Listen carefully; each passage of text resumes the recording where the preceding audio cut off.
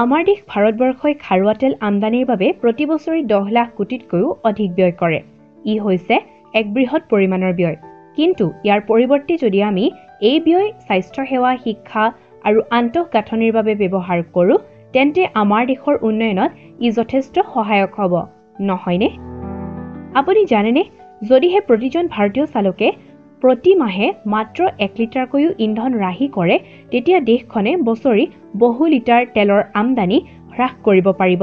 তদুপৰি কাৰ্পুলিং, ৰাজহুৱা পৰিবহণৰ ব্যৱহাৰ আৰু দক্ষতাৰী গাড়ী চলোৱাৰ দৰে সৰু সৰু প্ৰচেষ্টায়ো ব্যক্তিগত ব্যয় আৰু ৰাষ্ট্ৰীয় সম্পদ দুয়োটাই ৰাহি কৰিব। সেয়েহে পৰৱৰ্তী সময়ত আপুনি আপোনাৰ বাহনখন ষ্টাৰ্ট কৰাৰ সময়ত এবাৰলৈ হ'লেও ইন্ধন সঞ্চয়ৰ কথা চিন্তা কৰিব। মনত ৰাখিব, ইন্ধন সঞ্চয় কৰক আৰু ভৱিষ্যতৰ ব্যয় হ্ৰাস কৰক। ইয়া সক্ষম অভিযানৰ লগত সংগতি ৰাখি অইল ইণ্ডিয়া লিমিটেড দুলিয়াজানৰ সহযোগত ব্ৰহ্মপুত্ৰ ফাউণ্ডেশ্যনৰ উদ্যোগত ৰেডিঅ' ব্ৰহ্মপুত্ৰৰ দ্বাৰা প্ৰচাৰিত